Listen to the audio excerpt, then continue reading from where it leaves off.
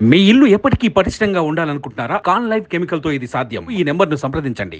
నమస్కారం సార్. నమస్కారం. అమరావతి నిర్మాణంలో మీరు చాలా కీలక పాత్రను పోషించారు. అప్పుడు మంత్రిగాను మొత్తం వ్యవహారం అంతా కూడా భూసేకరణలో మొత్తం అంతా కూడా రేయింబావులు కష్టపడింది మీరే, అది అందరికీ కూడా తెలుసు. అయితే చంద్రబాబు నాయుడు, ఆ తర్వాత లోకేష్, తర్వాత వాళ్ళిద్దరు తర్వాత మిమ్మల్ని ఇబ్బందులు పెట్టారు.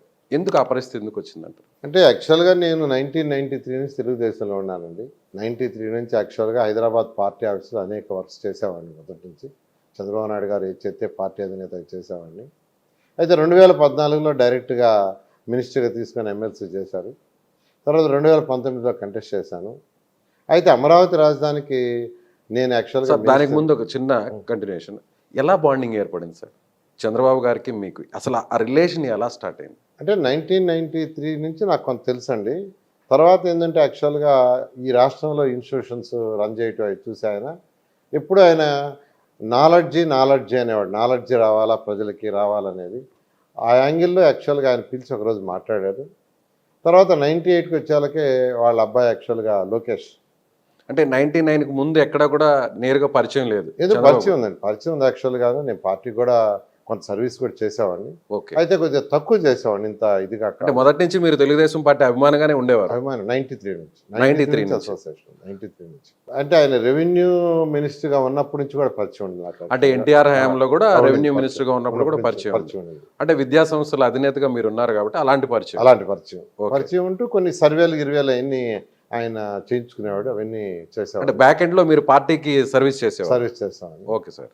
97, 99లో లోకేష్ యాక్చువల్గా స్టూడెంట్ అవటం, అప్పుడు ఇంకా డైరెక్ట్ ట్యాక్స్ కావటం. అంటే స్టూడెంట్ అంటే ఎట్లా సార్? ఏ క్లాస్, ఏ టైంలో చెప్పగలరు? ఇంటర్మీడియట్ 11th and 12th యాక్చువల్గా చదివాడండి. ఎక్కడ సార్? ఏ బ్రాంచ్, ఏ ప్లేస్? అతనికి యాక్చువల్గా మా నారాయణ గ్రూప్లోనే చేర్చాలన్నారు. చేర్చాలంటే సెక్యూరిటీ యాంగిల్, అంటే అప్పుడు సెక్యూరిటీ థ్రెట్ ఉండేది. మా ఇచ్చి క్లోజ్డ్ క్యాంపసెస్, అలా కాకుండా లిటిల్ ఫ్లవర్ క్యాంపస్ అయితే సెక్యూరిటీ బాగుంటుంది అనేది మేమే హైదరాబాద్ లిటిల్ ఫ్లవర్లో జాయిన్ చేసాము. అయితే అతనికి మార్నింగ్ ఈవినింగ్ పర్సనల్గా మా నారాయణ ఇన్స్టిట్యూషన్ నుంచి కొందరిని పంపించి స్పెషల్గా చేసాం. ఈ అచీవ్డ్ ఏ గుడ్ పర్సంటేజ్, 86%తో పాస్ అయ్యాడు. ఈ gained a lot of knowledge. ఎందుకంటే ఆ రోజు ముఖ్యమంత్రి గారు చంద్రబాబు అడిగిందంటే నాకు సీటు కాదు, సీట్ ఎక్కడైనా వస్తుంది, మా వాడికి కావాల్సిన నాలెడ్జ్ బ్యాంక్ అని. అలా పరిచయం ఏర్పడటం. తర్వాత మీరు కూడా టీచ్ చేసేవారా లోకేష్? నేను కూడా టీచ్ చేసేవాడిని. తర్వాత యాక్చువల్గా సో అలా గురు శిష్యుల బంధం అనేది పార్టీలో తర్వాత ఆయన ఇంకా ఎక్కువ వర్క్స్ నాకు యాక్చువల్గా training for ministers, training for MLAs party ఆఫీస్లో చేయమని యాక్చువల్గా తర్వాత 2004 వరకు యాక్చువల్గా పార్టీ ఆఫీస్లో చేసేవాడిని. తర్వాత ఎన్టీఆర్ ట్రస్ట్ 2004 తర్వాత ఎన్టీఆర్ ట్రస్ట్లో నన్ను ఒక డైరెక్టర్గా చేశారు. అలా అసోసియేషన్తో కంటిన్యూ. సో బ్యాక్ ఎండ్లో పార్టీకి మీరు సర్వీస్ చేశారు కాబట్టి, సో ఇప్పుడు మీలాంటి నాయకుడు, ఒక రకంగా చెప్పాలంటే నాయకుడు కంటే కూడా ఒక పరిపాలన మీద పూర్తి స్థాయి అవగాహన ఉన్న వ్యక్తిగా మిమ్మల్ని మంత్రివర్గంలో తీసుకున్నారు అంతే? ఆ రోజు అదే 2014 దాకా నాకు యాక్చువల్గా ఆలోచన లేదు. ఎందుకంటే 2014లో శ్రీకాకుళం, విజయనగరం, విశాఖపట్నం ఆ 3 జిల్లాలు నేను మానిటరింగ్ చేశానండి 4 months. అవి 34 సీట్లు, 25 గెలిచాము. ఆ తర్వాత ఎలక్షన్ రిజల్ట్స్ వచ్చే ముందు, ఎలక్షన్ జరిగిన రోజుకి రిజల్ట్స్ వచ్చే మధ్యలో ఒకరోజు ఇలాగనే మాట్లాడుతూ, నారాయణ నువ్వు క్యాబినెట్కి వస్తావని అడిగారు. అప్పుడు దాకా నాకు అసలు ఒక ఎమ్మెల్యే కావాలి కానీ, మినిస్టర్ కావాలి కానీ, ఎమ్మెల్యే ఆలోచన లేదు. అదే పార్టీకి సేవ చేస్తూ ఉన్నాను. అయితే ఒక నిమిషం ఆలోచించా, ఎడ్యుకేషన్లో ఎంతో చేసాం, అయితే ఒక ఎడ్యుకేషన్ యాంగిల్లోనే సర్వీస్ చేయగలిగాము. ఒక మినిస్టర్గా అయితే డిఫరెంట్ యాంగిల్లో పేదలకు ఇల్లు కావచ్చు. కానీ వ్యాపార సంస్థల నుండి చాలామంది, ఇప్పుడు అంబానీలు కానీ అదానీలు కానీ ఎవరు కూడా రాజకీయాలు ఎప్పుడు నేరుగా రారు. ఎవరైనా కూడా వ్యాపార సంస్థలు, విద్యా సంస్థలు మీలాగా ఒక చిన్న నెల్లూరు పట్టణం నుంచి దాదాపుగా జాతీయ స్థాయిలో దేశమంతా వ్యాపింపజేశారు. 1000 కోట్ల బిజినెస్ని మీరు టర్న్ ఓవర్ వచ్చే విధంగా మీ కృషితో జరిగింది. కానీ నేరుగా రాజకీయాల్లోకి వచ్చిన తర్వాత మిమ్మల్ని టార్గెట్ చేయడం జరుగుతుంది, మీ ఫ్యామిలీ ఇబ్బంది పడుతున్నారు, మీరు కూడా ఆల్మోస్ట్ అరెస్ట్ అయ్యారు, జైలుకి వెళ్ళే పరిస్థితి వచ్చింది. ఎప్పుడైనా ఊహించారా ఇలాంటి పరిస్థితులు వస్తాయని? అంటే అలాంటి పరిస్థితి వస్తే నేను ఎప్పుడు ఊహించలేదు. ఎందుకంటే నేను ఎప్పుడు తప్పు చేయలేదు. ఎందుకంటే హానెస్ట్గా చేశా. డబ్బుల కోసం రాజకీయాలకు రాలేదు. డబ్బుల కోసం అయితే ఇన్స్టిట్యూషన్ రన్ ఇప్పుడు 28 రాష్ట్రాల్లో ఈరోజు నారాయణ ఇన్స్టిట్యూషన్స్ ఉన్నాయి. 6 లక్షల మంది విద్యార్థులు చదువుతున్నారు. 50,000 మందికి జీతాలు ఇస్తున్నాం. అంటే 50,000 కుటుంబాలు ఈరోజు నారాయణ గ్రూప్ మీద డిపెండ్ అయ్యి బతుకుతున్నారు. అయితే ఒక ఎడ్యుకేషన్లో సర్వీస్ చేసాం. ఒక మినిస్టర్ అయితే డిఫరెంట్ యాంగిల్లో చేయొచ్చు అని యాక్చువల్గా వచ్చాను. అయితే ఇది కక్ష సాధింపుగా జగన్మోహన్ రెడ్డి చేయటం కాబట్టి ఆయన అరెస్ట్ చేశారు, కేసులు పెట్టారని పెట్టారు. ఏదైనా న్యాయస్థానం మీద నమ్మకం ఉంది.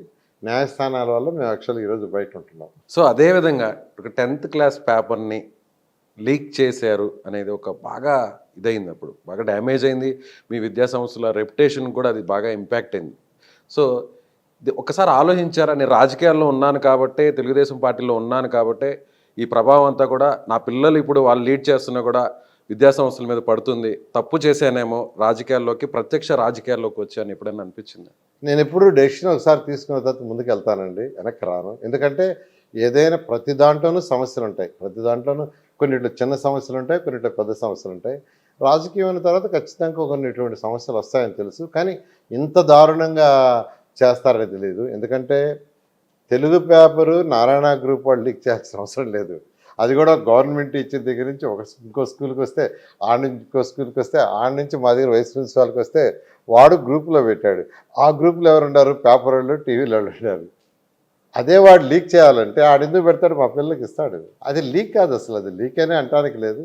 కానీ కక్ష సాధింపుతో చేసింది. ఎందుకంటే ఈ 43 సంవత్సరాల నుంచి ఎవ్రీ ఇయర్ 10th క్లాస్ అయినా, ఇంటర్మీడియట్ అయినా, ఎంసెట్ అయినా, ఏ ఎగ్జామ్ జరిగే రోజైనా జరిగే 2 రోజుల ముందు నేను టెలికాన్ఫరెన్స్ పెడతాను. ఇండియా మొత్తం పెడతా, ఆల్ అవర్ ఎంప్లాయీస్కి. నారాయణ గ్రూప్ ఇంతవరకు తప్పు చేయలేదు, ఎక్కడా మాల్ ప్రాక్టీస్ కానీ చేయలే, పేపర్ లీకేజ్ కానీ. మీరెవరూ తప్పు చేయొద్దు, మీరెవరైనా తప్పు చేస్తే నేనే యాక్షన్ తీసుకోమని చెప్తానని చెప్తా. నన్ను అరెస్ట్ చేసే ముందు కూడా చెప్పాను, ఏది ఇండియా మొత్తం కాన్ఫరెన్స్ పెట్టి ఎగ్జామ్స్కి ముందు నేనే చెప్పాను. కానీ వాళ్ళు కక్ష సాధింపు చేసినప్పుడు మనం చేయలేము. దానివల్ల ఏమన్నా విద్యా సంస్థల మీద, రెప్యుటేషన్ మీద ఏమన్నా ఇబ్బంది అయిందా? ఏమీ లేదండి, జీరో రెప్యుటేషన్ ఎఫెక్ట్ ఏమీ లేదు, ఉండదు. ఎందుకంటే నేను మా ఎంప్లాయీస్ చాలా స్ట్రిక్ట్గా చెప్తా, ఎవరు తప్పు చేసినా నేనే కంప్లైంట్ చేస్తాను అని. అది అందరికీ తెలుసు. రాష్ట్రంలో నారాయణ ఎంప్లాయీస్ 50,000 మందికి చాలా క్లియర్ కట్గా తెలుసు, ఎవరు తప్పు చేయరు. అతను కూడా తప్పు చేయలేదు. యాక్చువల్గా 3 ఇన్స్టిట్యూషన్స్ దాటి అతనికి వస్తే అతను దీంట్లో గ్రూప్లో పెట్టాడు పాపం, ఇది పేపరు, టీవీ అనే గ్రూప్లో. కాబట్టి ఇక్కడ ఏదో అరెస్ట్ చేయాలనేది అంతే. అది కూడా ఏంటంటే మీకు చెప్తున్నాను క్లారిటీగా, బాదుడు కార్యక్రమం చాలా హైప్ వస్తుండింది. చంద్రబాబు నాయుడు గారు శ్రీకాకుళంలో బాదుడు కార్యక్రమం చేస్తూ అప్పటికే పేపర్ లీక్ అయిపోయింది. లీక్ అయినప్పుడు ఆయన ఒక మాట అన్నాడు, కరోనా వచ్చి 2 సంవత్సరాలు ఎగ్జామ్ పెట్టలేదు గవర్నమెంట్, ఫస్ట్ టైం ఎగ్జామ్ పెట్టింది, ఎగ్జామ్ పెట్టినప్పుడే లీక్ అయిపోయింది, అంటే ఎగ్జామ్స్ పెట్టడం కూడా ఈ గవర్నమెంట్కి రాదని చంద్రబాబు నాయుడు గారు అక్కడ కామెంట్ చేశారు. నెక్స్ట్ డే తిరుపతిలో జగన్ గారి మీటింగ్ ఉన్నది. ఈయన ఏం చేశారు, జగన్ గారు, సీఎం గారు, నారాయణ చైతన్య వాళ్ళు కావాలని మా మీద బోధ జల్లటానికి, మా యొక్క ప్రభుత్వాన్ని అప్రతిష్ట చేయడానికి అరెస్ట్ చేశారు, స్టేట్మెంట్ ఇచ్చారు. ఒక సీఎం లెవెల్లో స్టేట్మెంట్ ఇచ్చినప్పుడు ఇంకా అధికారులు దాని మీద పడతారు కాబట్టి నన్ను అరెస్ట్ చేశారు. అంటే ఫ్యాబ్రికేటెడ్ ఇదంతా కూడా? Purely fabricated, everybody knows, it is very clear. అంటే మీ వాళ్ళని వాళ్ళు కొన్నారనుకోవచ్చా? మీ దగ్గర పనిచేస్తున్నటువంటి లెక్చరర్స్ కావచ్చు, టీచర్స్ ఎవరు అసలు లీక్ అయిందని చెప్పలేదు. మా వాళ్ళు ఎవరు లీక్ అయిందని ఎవరు? మీ దగ్గర ఉన్నటువంటి ఆ టీచర్, మా దగ్గర ఉన్న వైస్ ప్రిన్సిపాలే చాలా క్లియర్గా పోలీసు వాళ్ళకి చెప్పాడు, ఏది నాకు ఇలా వచ్చింది, నేను ఇలా గ్రూప్లో పెట్టానని. కానీ వాడిని కొట్టి తన్ని వాడి దగ్గర యాక్చువల్గా 2 రోజులు అరెస్ట్ చేసి 4 రోజులు వాడి దగ్గర రాయించారు. ఈ రోజు కూడా వాడు చాలా క్లియర్గా చెప్తా, అవసరం లేదు అసలు లీక్ చేయాల్సిన అవసరం లేదు. మా బ్రాంచ్లో ఎగ్జామ్ జరుగుతుంది కదా. Thank you sir. Thank you. Suman టీవీలో మీ పర్సనల్ అండ్ బిజినెస్ ప్రమోషన్స్ కోసం కింది నెంబర్కి కాంటాక్ట్ చేయండి.